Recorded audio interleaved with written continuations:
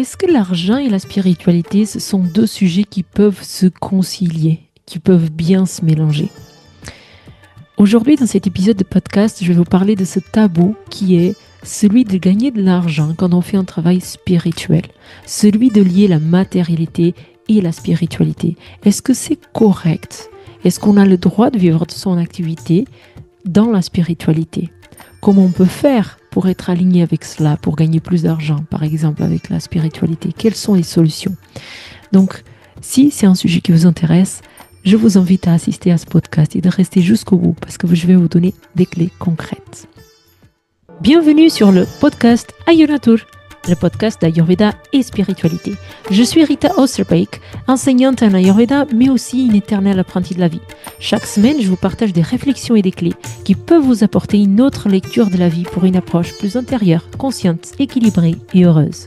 Chaque épisode est une invitation à l'introspection qui vise à trouver l'équilibre de son corps, de son mental et de son âme. Je vous souhaite une bonne écoute. Alors, de nos jours, dans notre société, on observe ce phénomène où on a l'impression que la spiritualité et l'argent, ce sont des choses incompatibles. J'observe ça chez moi, j'observe ça chez mes élèves et j'observe ça chez la plupart des personnes que je connais qui travaillent dans le bien-être ou dans la spiritualité. Cette difficulté à accepter de vivre financièrement, de recevoir de l'argent pour cette compétence qu'on a en lien avec la spiritualité, que dans mon cas, c'est en lien avec l'Ayurveda, mais que dans d'autres, c'est en lien avec autre chose. Et on a cette idée qui a peut-être traversé les temps, qui a été peut-être créée dans l'histoire à un moment donné, qui a été ancrée dans notre inconscient collectif, de que quelque part l'argent il est sale. Et quelque part, on ne peut pas être heureux si on a de l'argent. Et on va démystifier un petit peu tout ça. Je vous invite à rester jusqu'au bout parce que c'est important d'arriver jusqu'à la conclusion pour pouvoir avoir un déclenchement au niveau de notre compréhension, de notre mental, de ces petites croyances qu'on a, qui ont été créées, qui ont été infusées par la société, par nos parents, par les histoires qu'on a lues ou qui viennent peut-être même d'avant. Donc, aujourd'hui, on est dans un monde où la monnaie d'échange, c'est l'argent. Il y a cette idée qui est répandue dans notre inconscient que si je veux faire un travail spirituel, je devrais le faire gratuitement. Mais qu'est-ce qui se passe? C'est que moi, en tant que personne, en tant qu'être humain, j'ai quand même des besoins. J'ai besoin de vivre avec l'argent. Et on est dans une société où si je veux aller chez le médecin, j'ai besoin d'argent. Si je veux acheter de quoi me nourrir, j'ai besoin d'argent. Si j'ai besoin d'un toit pour pouvoir dormir en sécurité, j'ai besoin d'argent. Et dans ce monde, la spiritualité, c'est presque comme si elle n'était pas pour tout le monde, parce qu'elle n'est pas mise en valeur, on va dire, par notre société actuelle. Donc, c'est pas quelque chose qu'on peut acheter comme ça. C'est un travail personnel qu'on doit faire. Mais est-ce que si c'est un travail personnel qu'on doit faire, est-ce que ça ne doit pas pour autant être payant pour les personnes qui nous permettent de le faire? Parce que qu'est-ce qui se passe quand il y a un échange? Quand je vais acheter des légumes, je vais donner de l'argent. Donc je reçois quelque chose, je donne quelque chose. Qu'est-ce qui se passe avec la spiritualité? Si je reçois quelque chose, qu'est-ce que je donne en retour? Il est important d'avoir un échange. Donc la question avec l'argent, c'est de comprendre que l'argent, c'est juste un moyen d'échange. On pourrait associer la spiritualité à quelque chose de complètement gratuit, mais pour que ce soit vraiment bien fait, vraiment équilibré, il serait important que tout soit gratuit. C'est-à-dire que si je reçois de la spiritualité, enfin, sous toutes ses formes possibles, ou si je donne parce que je suis en capacité de donner ça à quelqu'un d'autre, il est important que l'échange, elle se passe. Dans un monde où l'échange est à travers de l'argent, c'est naturel que je me fasse payer quand je fais quelque chose dans la spiritualité, que je paye quand je demande un service, entre guillemets, dans la spiritualité. Dans un monde sans argent, et c'est possible parce que ça existe, où il y a des systèmes de troc, il y a d'autres types d'échanges, c'est naturel que la spiritualité elle soit aussi dans la gratuité. Mais dans le monde d'aujourd'hui, ce n'est pas le cas. Donc, on a quelque part ce besoin d'accepter, de comprendre et d'accepter que le modèle économique qu'on a choisi pour notre société, il passe par l'argent. Et que l'argent est, entre autres, une énergie d'échange, tout simplement. Par exemple, dans l'Église, dans le monde spirituel en lien avec l'institution catholique, on va à la messe et il y a un moment donné où il y a quelqu'un qui passe avec un petit panier pour nous demander de l'argent. Est-ce que ceci, il est juste? En fait, on propose un service, une messe, et on doit recevoir quelque chose en retour. Donc, il y a quelqu'un qui va demander une donation. Mais l'énergie de la donation, ce n'est pas celle-là. L'énergie de la donation, c'est je donne de cœur. Je donne parce que je veux donner et pas parce qu'on m'est demandé. Si quelqu'un vient me demander, c'est pas la même énergie que si je donne complètement de cœur. L'échange qui se produit n'est pas le même. Et je vais vous parler d'un exemple de ma vie. Donc, quand j'ai commencé à travailler avec l'Ayurveda, j'ai passé beaucoup par la gratuité parce que comme beaucoup de thérapeutes, j'avais cette impression de que c'était pas juste de recevoir de l'argent. Donc, je pratiquais à des moments des prix très bas et pendant longtemps, j'ai fait de la gratuité, de 100% de la gratuité. Mais à un moment donné, ce n'était pas juste pour moi, mais je ne le voyais pas. J'étais entourée de personnes qui étaient dans l'entrepreneuriat, etc. On me disait, Rita, tu fais ce fausse route, il faut pas faire comme ci, faut pas faire comme ça. Euh, et en effet, en fait, je travaillais beaucoup, beaucoup, beaucoup et je n'avais pas de retour financier. Et à un moment donné, ce n'était pas juste, c'était lourd pour moi. Et à ce moment-là de ma vie, il y a quelqu'un qui est rentré dans ma vie qui travaille toujours avec moi, la personne qui s'occupe de ma communication.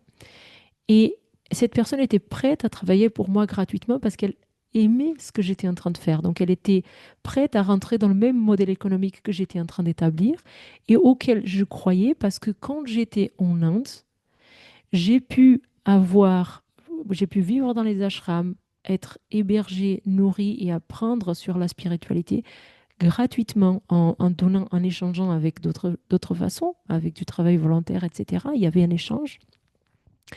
Et j'ai cru pouvoir apporter ce modèle économique chez moi.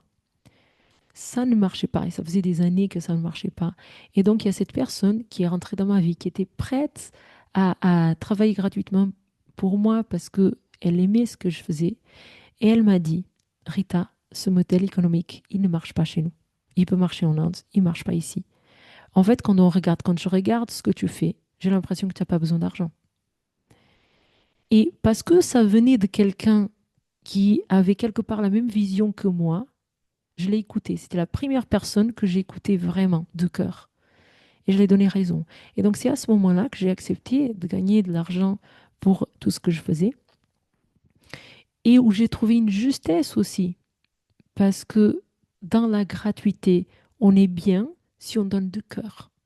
À partir du moment où ça devient lourd, ce n'est plus correct. Dans les Védas, il est écrit, si tu veux de l'argent, il faut dépenser de l'argent. Si tu veux travailler, il faut travailler. D'abord, tu travailles gratuitement. Mais il y a un moment où, si tu commences à travailler, par exemple, en tant que stagiaire sur une entreprise, etc., il faut qu'à un moment donné, ton employeur, il reconnaisse ton travail et qu'il commence à te payer convenablement pour le travail que tu fais. Sinon, la justesse, elle n'est plus là. Au début, quelque part, on peut accepter que c'est normal. Il faut que tu montres la valeur que tu as. Mais ça ne peut pas continuer. Et c'est pareil pour un thérapeute qui débute d'une certaine façon. Au début, on est content de donner ça, mais au bout d'un moment, il faut qu'il y ait un équilibre dans ce qui se passe. Et cet équilibre, il vient de soi, en fait. Le chiffre, le tarif que vous allez mettre sur vos consultations, sur vos accompagnements, il doit venir vraiment de votre cœur, aligné avec qui vous êtes. Et la gratuité, elle est légitime si vous êtes confortable avec ça. Donc, quelle est la solution? Comment est-ce qu'on doit faire? Observer. Observer avec notre cœur qu'est-ce qui se passe. Comprendre qu'il y a forcément un échange dans tout ce qui se passe, que ce soit à travers l'argent ou pas. Si je veux faire de la gratuité, si je veux vraiment faire de la gratuité de cœur, et moi j'en fais toujours, par exemple à travers ce podcast, à travers beaucoup de contenu, tant qu'on le fait de cœur, c'est parce que quelque part on est nourri autrement et pas à travers l'argent. Et c'est juste. Et on l'observe, on peut l'observer dans son cœur en fait. On peut l'observer aussi de façon intellectuelle. Au bout d'un moment, quand on voit qu'il y a trop de temps dépensé par rapport à quelque chose et on n'a pas le temps pour d'autres activités dans notre vie. Par exemple, on peut arriver à cette conclusion de que faire de la gratuité, ce n'est plus juste parce que je n'ai plus le temps de m'occuper pour d'autres choses que je veux m'occuper. Donc, on peut arriver à cette conclusion de façon intellectuelle ou à travers notre cœur. Et quand la gratuité, elle n'est plus juste, là, il est important d'arrêter. Donc, je vous donne un exemple aussi de ma vie. Pendant 4 ans, j'ai fait un travail gratuit de traduction des formations de Mateusz Macedo. Donc, lui, il lisait les textes ayurvédiques directement du sanskrit vers le portugais. Et pendant 4 ans, j'ai traduit gratuitement ces formations qui sont toujours disponibles sur ma chaîne YouTube gratuitement. Euh, et pendant 4 ans, j'ai fait ce travail de traduire du portugais vers le français. Un travail qui était vraiment fait de cœur. Il y a un moment donné où ce travail était lourd. Au début, je m'imaginais faire ça toute ma vie. Mais au bout d'un moment, en fait, c'était trop lourd pour moi. Pourquoi? Parce qu'il n'y en avait plus de justesse. Euh, C'était mon ego qui avait pris le dessus. Je ne faisais plus ça pour un élan plus altruiste, on va dire. J'étais en train de le faire pour d'autres raisons, parce que je croyais que je devais le faire, parce que j'étais attachée à la personne qui le j'étais identifiée comme cette personne qui faisait ce type de traduction. Et donc, ce n'était plus juste. Et à ce moment-là, j'ai arrêté. Donc, quelles sont les clés concrètes pour vivre cette spiritualité dans le monde matériel? C'est un, si on est confortable avec cette gratuité, on continue, mais au moment où ça devient lourd, on arrête. Comment on fait pour accepter la gratuité? Parce qu'une chose, c'est de la faire, autre chose, c'est de la recevoir. Une chose, c'est recevoir un cadeau. Mais des fois, il y a des cadeaux qui ne sont pas justes. C'est peut-être trop par rapport à ce qu'on pense pouvoir recevoir. Et il y a un risque à cela. Quand ça se produit, l'échange, elle n'est pas juste non plus. Donc, il faut qu'on fasse très attention à ce type d'observation. C'est des choses qu'on peut se rendre compte et dans les Védas, c'est bien décrit que cet échange, elle est importante. Il est important que quand je reçois quelque chose, je donne. Donc, si je reçois quelque chose que j'ai l'impression que je suis redevable, il est important de faire quelque chose pour que cet échange soit équilibré. Si je pense avoir besoin de plus d'argent, comme les Védas ils disent, pour gagner plus d'argent, il faut dépenser de l'argent. Parce que c'est une monnaie d'échange, c'est une énergie qui circule. Si je ne dépense jamais rien, jamais je vais recevoir en fait. Donc ce qu'on a besoin de comprendre avec l'argent et la spiritualité, c'est que c'est juste. La conclusion, c'est que si l'argent n'amène pas la joie, l'absence d'argent n'amène pas la joie non plus. En réalité, l'argent n'a rien à voir avec la joie. Donc, c'est juste une énergie d'échange, comme il pourrait y avoir un autre. Et dans cette société, on a décidé que c'était celle-là. Donc, si pour moi, les échanges que je fais actuellement, ils sont justes, je continue. Si pour moi, par contre, il y a une lourdeur, j'essaye d'équilibrer. Comment? En faisant ce que je trouve justement qui est juste pour moi. Si je pense que je devrais gagner plus d'argent, j'augmente mes tarifs et je me présente différemment. La transformation, elle se passe à l'intérieur et c'est après que vous pouvez euh, avoir une vie plus équilibrée. Comprendre que on a notre mission de vie et qu'on va devoir avoir un certain art. Donc la mission de vie, c'est ce qu'on appelle dharma dans les sciences védiques.